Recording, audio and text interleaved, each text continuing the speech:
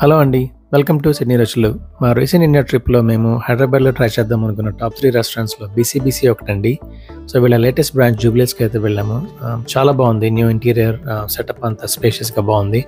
Food విషయానికొస్తే soup, chicken 65, fish chips, fried fish, non veg thali, gongura mutton pulao order చేశాము. Food అంతా బాగుంది. No complaints at all. నా favourite వచ్చేసి చికెన్ 65 అండి.